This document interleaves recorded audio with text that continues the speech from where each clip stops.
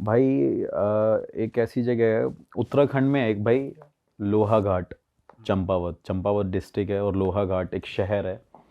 उसके ऊपर है एक पहाड़ों के बिल्कुल ऊपर टॉप पे एबॉट माउंट करके। हाँ, वो एबॉट माउंट भाई वहाँ की मतलब बहुत इंटरेस्टिंग स्टोरी भी है।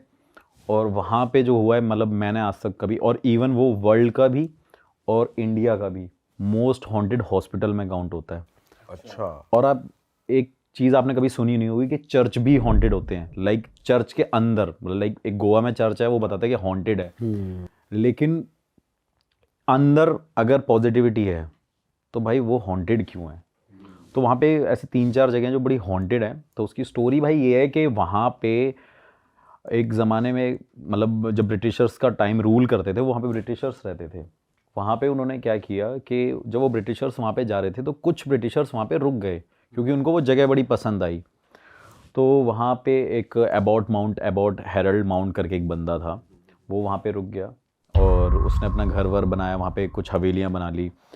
फिर उसके बाद वहाँ पे उसने एक हॉस्पिटल खोल दिया वहाँ पे कि भाई लोगों की ना फ्री सेवा हो, इलाज हो, लोग यहाँ के गांव के जो परेशान रहते हैं।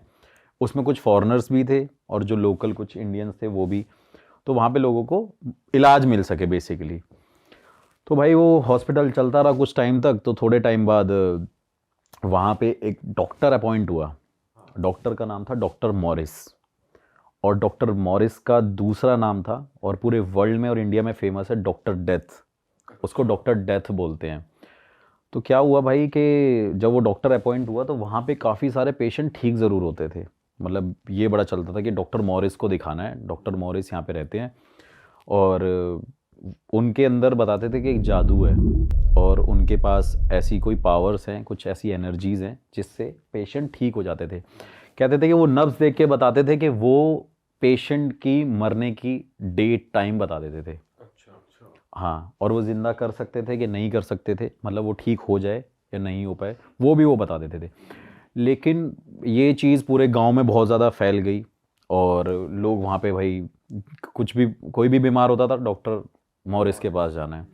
तो डॉक्टर मॉरिस भाई उनको देखते थे, उनकी नब्ज़ देखते थे और उसको बोलते थे भाई ये पेशेंट 2 दिन बाद मर जाएगा, इसको वहाँ ले जा रहा हूँ, मैं कोशिश करूँगा इलाज करने की। मतलब जो भी अलग अलग स्टोरीज़ हर जगह होंगी, लेकिन जो मेन स्टोरी वो ये है कि वो इलाज करने के लिए उनको एक जगह लेके जाया करते थे। एक उन्होंने अपना वार्ड बना रखा था और उसके बाद भाई वो डॉक्टर उन पेशेंट को एक जगह पे लेके शिफ्ट कर देते थे। उस जगह का नाम होता था मुक्ति कोठरी। जहाँ पे डॉक्टर मॉरिस क्या करता था, लोगों को वहाँ पे मतलब कुछ जैसे डेड बॉडीज़ को वहाँ रखता था, सबका ना मतलब लाइक सर्जरी करता था, सबके दिमाग खोलता था। और वो ये देखता था कि जब लोगों के हाथ पैर एक जैसे हैं, आंखें एक जैसी हैं, तो लोग सोचते अलग अलग क्यों हैं, आत्मा कहाँ होती है बॉडी में। मतलब उसके अलग अलग एक्सपेरिमेंट्स वो करता था डेड बॉडीज डेड पे। बॉडीज़ पे। देखता था कि एक जिंदा इंसान और एक मरा हुआ इंसान अलग अलग कैसे सोचता है। मतलब वो सोचता था कि मरा हुआ इंसान भी तो सोच सकता है अगर एक जिंदा इंसान सोच सकता है तो उसके बड़े बड़े अलग अलग एक्सपेरिमेंट होते थे। भाई उसने क्या किया, वहाँ पे बहुत सारी 100 से ज़्यादा लोगों के साथ वो एक्सपेरिमेंट किया जो मर गए हो। जो मर गए हैं। और गांव वालों को ये हुआ कि यार ये जो टाइम डेट डिसाइड करता था वो उसकी मतलब बीमारी को लेके डिसाइड नहीं करता था, वो इसलिए डिसाइड करता था क्योंकि नेक्स्ट डे उसको या सेकंड नेक्स्ट डे उसको उसको भाई मारना है और उनके साथ एक्सपेरिमेंट करना है, देखना है कि भाई ये करते क्या है, ये हैं क्यों, ये इंसान सोचता कैसे है, इनका दिल कैसे धड़कता है, ये सब कुछ मतलब सारी चीज़ें जो भी उसका प्रोसेस होया करता होगा। उसके बाद दिल्ली से भाई एक डॉक्टर अपॉइंट हुआ काफ़ी साल बाद। लोग गांव में हबड़ा दबड़ी मच गई कि भाई ये डॉक्टर मॉरिस सारे पेशेंटों को अंदर ले जाता है और छोड़ता नहीं है, बताता नहीं है ऐसा क्या होने लग गया है। क्योंकि स्टार्टिंग में तो वो डॉक्टर मॉरिस ठीक था, लेकिन वो कुछ टाइम बाद जाके डॉक्टर डेथ के नाम से फेमस हो गया। और जब दिल्ली का डॉक्टर अपॉइंट होता है वहाँ पे जाता है, वो बताता है कि भाई डॉक्टर मॉरिस ये रिसर्च करता था यहाँ पे। अब जो इंसान ज़िंदा था वो उसे बेहोश करके उसके साथ एक्सपेरिमेंट करेगा, तो भाई कहीं ना कहीं उसकी आत्माएं भटकेंगी वहाँ पे। तो 100 से ज़्यादा बताते हैं कि वहाँ पे आत्माएं भटकती हैं। और वहाँ पे चर्च भी है, ग्रेवयार्ड भी है और वो हॉस्पिटल भी है। अब पहला स्टेप क्या है, पहला भाई चर्च है। बताते हैं कि डॉक्टर मॉरिस की आत्मा वहाँ पे भटकती है, डॉक्टर डेथ की आत्मा उस चर्च में भटकती है। उस चर्च में मैंने इन्वेस्टिगेशन करी है, वहाँ मुझे साइंस मिले थे। क्या साइन? वहाँ पे भी भाई मैं एक ऐसा इक्विपमेंट लेके गया था, वो भी नहीं था, उसमें भी काफ़ी सारे सेंसर्स थे। मैंने क्वेश्चन जब पुटअप करे थे तो वहाँ पे डॉक्टर मॉरिस नहीं था, लेकिन कुछ और स्पिरिट थी, और वो स्पिरिट वो थी जिनके साथ उस ज़माने में एक्सपेरिमेंट हुए थे। पूछा उनसे। हाँ। फिर सेकंड मैंने इन्वेस्टिगेशन करी, वहाँ पे ग्रेवयार्ड थी। उस ग्रेवयार्ड के पास मैं गया।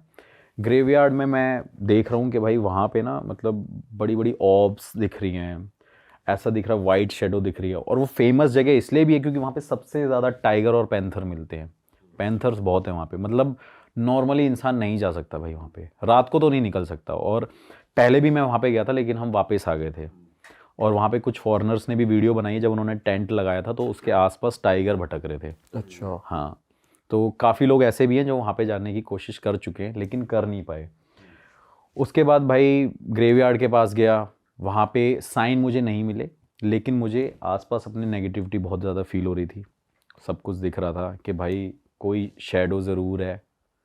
अब कई चीज़ें हम कैमरे में रिकॉर्ड नहीं कर सकते, हवा को रिकॉर्ड नहीं कर सकते, महसूस कर सकते हैं। तो वैसी वो चीज़ें मुझे महसूस हो रही थी और दिख भी रही थी, लेकिन कैमरे में रिकॉर्ड नहीं हो रही थी। लेकिन अगर आप मेरी उस वीडियो को देखोगे तो शायद उसमें आपको वो दिखेगा कि एक ऐसी लाइट वहाँ से आ रही है जहाँ से कोई मतलब ही नहीं बनता लाइट आने का। तो उसके बाद भाई मैं उस हॉस्पिटल में गया जहाँ पे एक्चुअली वो एक्सपेरिमेंट स्टार्ट करता था और शिफ्ट करता था, वो दूसरी जगह थी। थोड़ा एक्सप्लेन करो कैसा था वो हॉस्पिटल। भाई मैं बताता हूँ कि वहाँ पे हम ट्रैक करके गए काफ़ी आगे तक, 1 किलोमीटर ऑलमोस्ट हमने वहाँ पे ट्रैक किया होगा। आज तक वहाँ पे नॉर्मल इंसान कोई भी नहीं जाता। वहाँ पे हम ट्रैक करके गए, ट्रैक करने के बाद हम झाड़ियों जंगलों के बीच में से निकले। फिर वहाँ पे देखते हैं एक बहुत पुराना, जैसे नहीं जंक यार्ड बना होता है, तो वहाँ पे वो काफ़ी पुराना ऐसा बना हुआ था, बहुत लंबा सा था। और वहाँ पे अलग अलग रूम्स बने हुए थे, जैसे हॉस्पिटल में होते हैं कि भाई ये मेडिसिन यहाँ मिलती होंगी, यहाँ पे डॉक्टर्स होते होंगे, यहाँ पे टेस्ट होया करते होंगे। तो वो काफ़ी बहुत पुराना है और अंग्रेज़ों के टाइम का है वो। आई थिंक 1915 समथिंग ऐसा कुछ है, 42-15 के बीच में तो ये। पुरानी अलमारियां, कबर्ड वगैरह, बेड वगैरह सब पड़े हैं वहाँ मतलब पे? हाँ भाई, लॉक लगा हुआ है, काफ़ी जगहों पे लॉक है, बट वो गेट पुराने हैं और वो विंडोज़ पुरानी है एकदम। वहाँ पे दिख रहा है कि यार सब कुछ ऐसा है जो पुराने ज़माने में ही था, कुछ वहाँ पे नया नहीं हुआ। उसके बाद मैंने वहाँ पे इन्वेस्टिगेशन करी। वहाँ पे इन्वेस्टिगेशन करने के बाद मुझे कुछ फील नहीं हुआ, मेरे मशीन्स पे कुछ फील नहीं हुआ, लेकिन मेरे आसपास मुझे ये फील हो रहा था, मेरे पूरे बीएड की जो रोंगटे थे खड़े हो गए, मेरे पैरों के रोंगटे खड़े हो गए। और उस जगह पे मैं हिम्मत नहीं कर पा रहा था कि भाई मैं पूरे हॉस्पिटल को एक बार ऐसे लुक अराउंड कर लूँ, पूरा सर्कल करके ऐसे देख लूँ, घूम के देख लूँ। तो वहाँ पे भाई हिम्मत नहीं हो रही थी मेरी। लेकिन वहाँ का जो एक्सपीरियंस था ना, बहुत वियर्ड था मेरे लिए। मुझे लग रहा था कि यार यहाँ पे आना मैंने गलत डिसीज़न लिया है, मेरा डिसीज़न बहुत गलत है यार, मेरे को यहाँ आना नहीं चाहिए था। क्योंकि मुझे ऐसा लग रहा था कि बार बार कोई ना कोई पैंथर आ जाएगा या कोई ना कोई स्पिरिट्स मेरे साथ लग जाएंगी और जिससे मैं शायद ना बच पाऊँ। वो जगह मेरे लिए थी एक ऐसी, क्योंकि वहाँ पे कुछ ब्रिटिशर्स भी मरे थे, कुछ इंडियंस भी मरे थे। तो सबको समझना मुश्किल है। आप एक स्पिरिट से तो डील कर सकते हो, 2 से कर सकते हो, लेकिन जब वो 50-100 से ज़्यादा होंगी तो आप शायद डील नहीं कर सकते हो। तो उस हॉस्पिटल के बाद मैं मुक्ति कोठरी में गया, लेकिन अब वो मुक्ति कोठरी एक जगह है जो वो प्राइवेट प्रॉपर्टीज़ बन गई हैं, उसको मतलब लोगों ने ले लिया है, हायर कर लिया है। वहाँ पे बड़ी बड़ी अच्छी अच्छी कोठीज़ बनी हुई हैं, लेकिन अब तक उस जगह पे कोई नहीं जाता, ना ही किसी की हिम्मत होती है। जिनकी प्रॉपर्टीज है वो तो रहते होंगे। हाँ भाई, वो हॉस्पिटल वाला एरिया काफ़ी दूर है, वो मुक्ति कोठरी दूर है, चर्च थोड़ा सा पीछे आगे की तरफ है, मतलब ऐसे स्टेप बाय स्टेप है। हाँ, और जो मुक्ति कोठरी है वो बिल्कुल लेफ्ट में है, बाकी सारी चीज़ एकदम सामने सामने है। तो वहाँ पे भाई कोई हिम्मत नहीं करता जाने की। आपको ऐसे कोई इंडिकेशंस नहीं मिले कि यार कुछ आवाज आ रही है, खिड़की खुल गई या भाई दरवाजा बंद, चर्च में मिले थे, चर्च में मिले थे। और वो एक्सपीरियंस मेरा एक ऐसे था कि मैंने वहाँ पे जब मैं चर्च की विंडो से देख रहा था तो मैंने किसी को जाते हुए देखा था, लेकिन वो बात मैं ऑन कैमरे नहीं बोल सकता क्योंकि लोगों को लगेगा कि मैं झूठ बोल रहा हूँ। लेकिन रिकॉर्ड नहीं कर पाए थे वो आप? रिकॉर्ड, क्योंकि मैं चर्च में था, मैं शूट कर रहा था, मतलब कैमरा मैन ऐसे शूट कर रहा है, मैं इधर खड़ा हुआ, मेरे को वो विंडो दिख रही है सामने, और वहाँ से भाई मैंने जाते हुए लोगों को देखा। कितने लोगों को? हाँ मतलब 2 लोगों को जाते हुए देखा, किसी को जाते हुए देखा मैंने, और उस टाइम पे मुझे लगा कि शायद हो सकता है कोई लोकल बंदा आ गया हो, लेकिन जैसे ही मैंने उस वीडियो को पॉज किया और मैंने बाहर जाके देखा, वहाँ पे कोई भी नहीं था भाई। और उस चीज़ को मैं ऑन कैमरा इसलिए नहीं बोल सकता क्योंकि लोगों को लगेगा व्यूज़ के लिए कर रहा है, झूठ बोल रहा है, लेकिन ये एक्सपीरियंस मैंने किया है। और वहीं से आने के बाद मेरी तबीयत ख़राब हो गई। मैं 3 दिन क्या कहते हैं, रुद्रपुर में रुका रहा। रुद्रपुर में रुका, एक दिन मैं हल्द्वानी में रुका, और हल्द्वानी के बाद मैंने कोशिश करी एक और घर शूट करने की। और जब वहाँ पे मैं पहुँचा तो मेरे को लगा मेरा कैमरामैन भी बीमार हो गया है। मैं एक और कैमरामैन को बुलाता हूँ, वो एक सरदार था, उसको बड़ा शौक था मेरे पास वीडियोज़ में साथ में चलने का, एक्सपीरियंस करने का। वो भाई हल्द्वानी पहुँच गया। हल्द्वानी के बाद मैं रामनगर चला गया। वहाँ पे एक लाल घर नाम से बड़ा फेमस है, एक रेड हाउस। वहाँ पे बताते हैं किसी ने सुसाइड कर लिया था, उस लड़के की स्पिरिट वहाँ पे घूमती है। एक छोटा सा रूम ही है, लेकिन वो बिल्कुल खेतों के बीच में है। तो जैसे ही मैंने उसे इन्वेस्टिगेट किया, और उस दिन मैंने ये सोचा कि यार ये लाल घर है, क्यों ना मैं यहाँ पे एक अलग तरीके से शूट करता हूँ। वहाँ पे मैंने ना लाल लाइट जला दी, लाइट के आगे फिल्टर्स लगा लिए, और मुझे लगा पूरा रेड थीम होगी और शूट करूँगा। तो जैसे ही हम शूट कर रहे हैं, यू वॉन्ट बिलीव भाई, वहाँ पे 3 कैमरे थे उस दिन, 2 फ़ोन थे, 1 कैमरा था। और जब वो शूट हो रहा था तो मेरे कैमरामैन ने बोला कि भाई स्क्रीन पूरी रेड हो गई है, एक बार मेरे को ऐसे ऐसे करके बुलाया पीछे से। जैसे ही मैंने देखा, वो पूरी स्क्रीन रेड थी, कैमरे की और फ़ोन की। बुला, अच्छा। और जब हमने नेकेड आई से देखा, लाइट को हमने बंद कर दिया, मतलब वाइट लाइट कर दी, तब भी वो रूम हमें रेड दिख रहा था कैमरा पे, कैमरे में भी, आंखों से भी। अरे भाई वो रेड दिखने लग गया। मैंने बोला ये क्या हो गया। उसी टाइम वो जो सरदार था, जो एक्सपीरियंस करने आया था, कह रहा भाई मैं आपके सब बैग वैग उठा लिया करूँगा, सब कुछ कर लिया करूँगा, आप मुझे एक्सपीरियंस करा दो। जैसे ही वो रूम से निकला, उस रूम से उसे वॉमिटिंग होने लग गई, वो गिर गया, फेंट हो गया। उसको उठा के हम रामनगर वाले घर पे लेके गए, जिस लोकल बंदे के यहाँ पे मैंने स्टे किया हुआ था। वहीं से रात को गाड़ी बुक करी, उसको दिल्ली भेजा, और वो भाई 12 से 13 दिन हॉस्पिटलाइज रहा, हॉस्पिटल में रहा वो। बताओ। और इसी से स्टोरी अटैच होती है एक और, कि मैंने चलो ये तो एक्सपीरियंस किया, वहाँ पे ये तो पता चल गया कुछ था, लाल घर भी था, लाल चीज़ें हो रही थी। और भाई मतलब मैं इससे ज़्यादा बड़ी बात नहीं बोलूँगा कि मेरा चैनल ना चले, मेरा करियर ना बने अगर मैं इस बात को झूठ बोलूँ तो। मैं भाई ग्वालियर गया, ग्वालियर में मेरा कैमरामैन, एक लड़की भी मेरी कैमरामैन है, वो भी मेरे साथ हॉन्टेड वीडियो शूट करती है। तो उसको मैं ये स्टोरी बता रहा था, तो वो स्नैपचैट पे ऐसे फ़ोन पे फ़िल्टर यूज़ कर रही थी, और मैं ऐसे लाल घर की स्टोरी बता रहा था। भाई उसका फ़ोन रेड हो गया, ये स्टोरी बताते बताते उसने फ़ोन फेंक दिया। सोचो वो स्टोरी मैं ग्वालियर में उसे, स्क्रीन रेड हो गई। हाँ फ़ोन की स्क्रीन रेड हो गई, और वो स्नैपचैट खोल रही थी, मेरे साथ फ़ोटो ले रही थी। लाइक मेरे साथ 3-4 लोग और थे, मैं उसे स्टोरी बता रहा था। लड़की का नाम निधि है, और उस लड़की ने फ़ोन फेंक दिया। अरे भाई वो एक ऐसा एक्सपीरियंस था कि मैं यार हिल गया। मैंने बोला एक छोटी सी जगह, तो कई बार भाई एक छोटी सी जगह भी इतनी हॉन्टेड हो सकती है ना, आप अंदाज़ा नहीं लगा। अपने फोन की स्क्रीन देख रहा हो। हमारी तो नहीं हुई।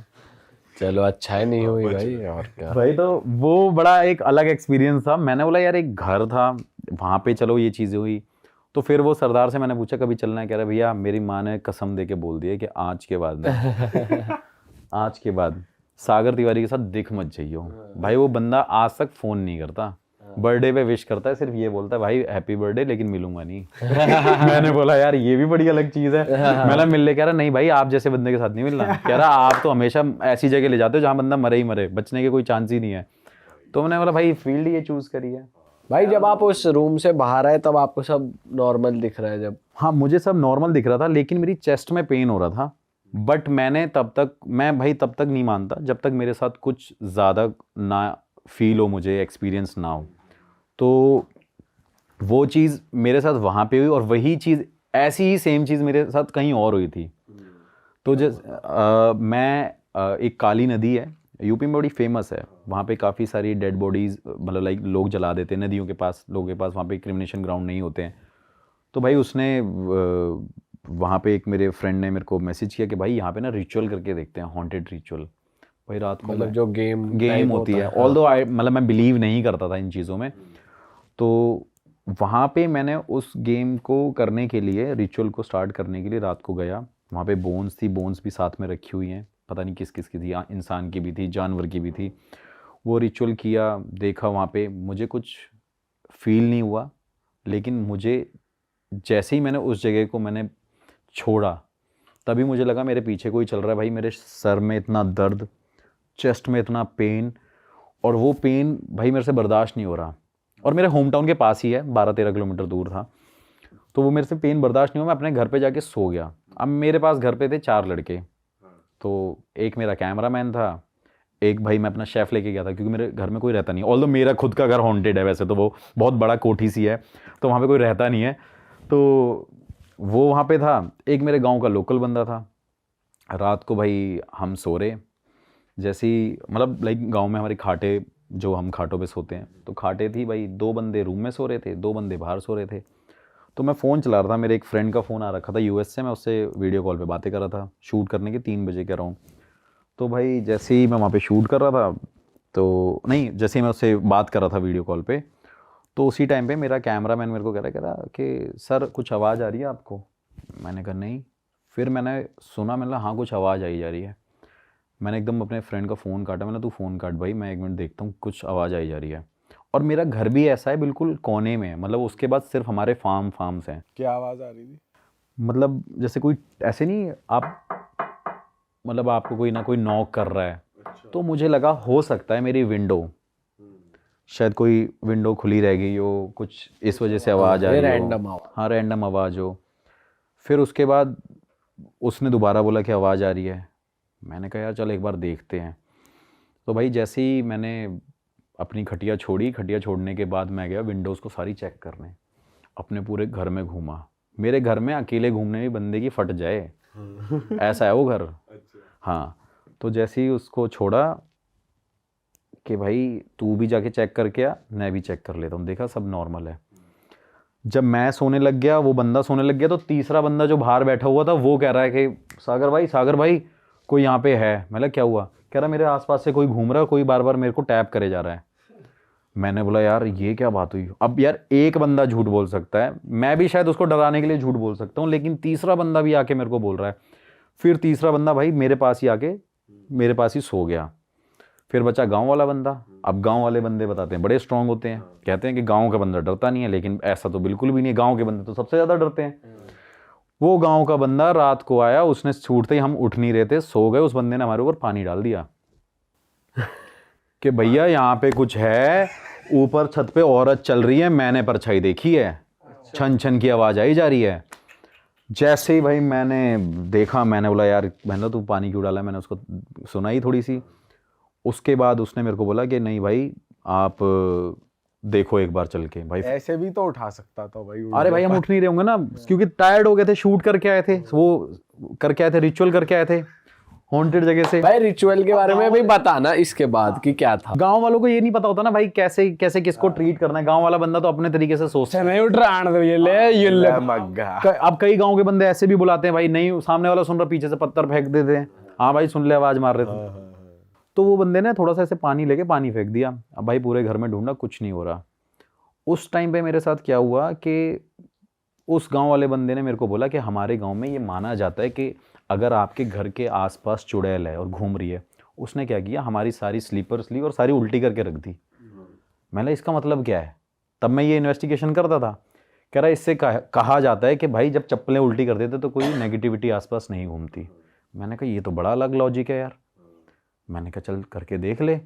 उसने भाई करके देखा। भाई वैसे तो उल्टा कहा जाता है कि भाई चप्पल उल्टी नहीं सीधी कर दिया करो जब भी उल्टी होती है। ये नॉर्मली घर पे कहा जाता है। वो अपशगुन कहा जाता है अक्सर कि अगर उल्टी चप्पल है तो वो अपशगुन है। वो अपशगुन हो जाता है। लेकिन भाई वो अपशगुन को उसने और ज्यादा कर दिया। तो उसने चारों की चप्पलें उल्टी कर दी है। तो भाई जैसे उसने वो किया, थोड़ी देर बाद हम सो गए। लेकिन सोने के बाद मुझे रात को सपना आया, मेरा कैमरामैन भी जानता है मेरे को, मतलब ये 3 चीज़ें एक साथ मेरे साथ हो रही हैं कि मैं रात को सोया हूँ, मैंने उसी टाइम पे एक सपना देखा है कि एक लेडी है जो मेरा पैर पकड़ के मुझे खींच के ले जा रही है। और जैसे ही मैं उस टाइम पे उठा हूँ 4 बजे, मेरी बॉडी में पेन हो रहा है, मेरे पैरों में भी पेन हो रहा है।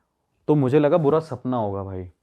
तो जैसे ही उस सपने को देखने के बाद वो मॉर्निंग पूरी होती है, हम उठते हैं, मैं ट्यूबवेल पे नहाने जाता हूँ। ट्यूबवेल पे जब नहाने पहुँचता हूँ तो मेरा कैमरामैन बोलता है भाई आपके पैरों में, आपके काफ के पास फिंगर के प्रिंट कैसे हैं?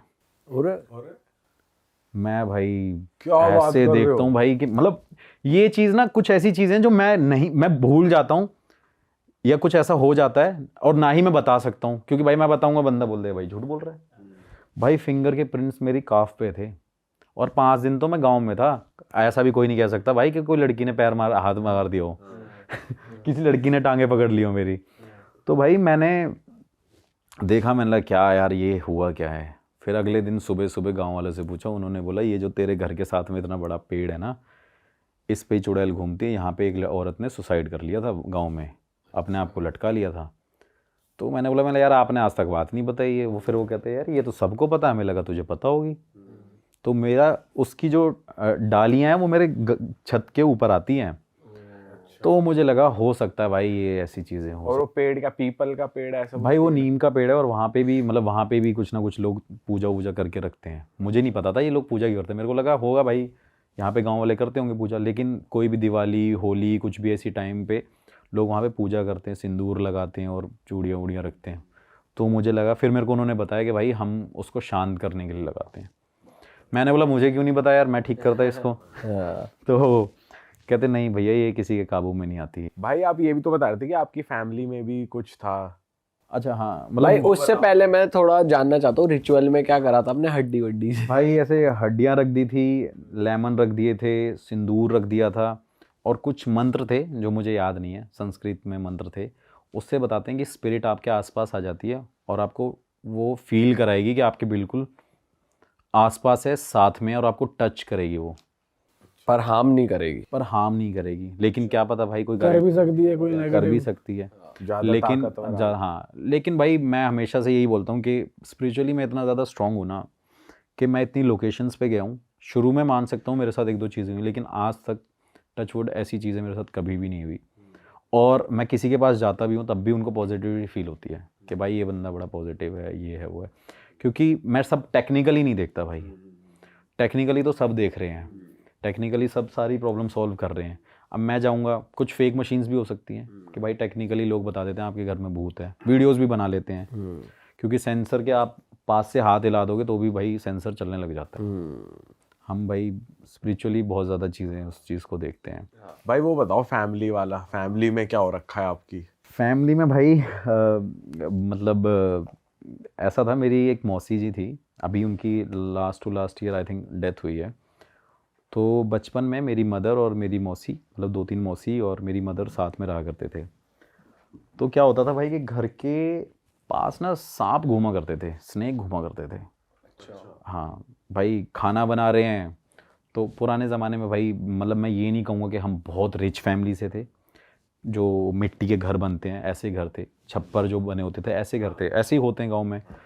तो भाई ऐसा घर था, वो कुछ सामान निकालते थे तो वहाँ से सांप निकल जाता था, कभी कपड़े निकालने गए तो वहाँ से सांप निकल जाते थे। मेरी मौसी स्कूल जा रही होती थी मदर के साथ तो सांप आगे पीछे चलने लग जाते थे। तो ये भाई कंटिन्यूसली ना काफ़ी टाइम तक होता रहा। और काटते नहीं थे वैसे? काटते नहीं थे, मतलब जैसे वो पास आ जाते थे वो भाग जाते थे।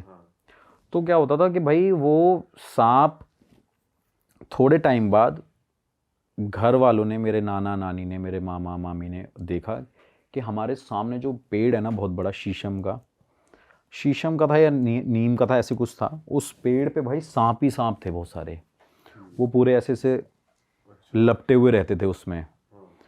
तो वो भाई घर वालों को डाउट हुआ कि भाई हमारे घर में ही और हमारे घर के सामने ही सांप क्यों हैं इतने ज़्यादा। तो उसके बाद क्या हुआ कि जैसे ही घर वालों ने डिसाइड किया कि यार पता करते हैं क्या होता है, तो वो जो बीन बजाने वाले, एक ना यूपी में कहावत है डांक बजाते हैं।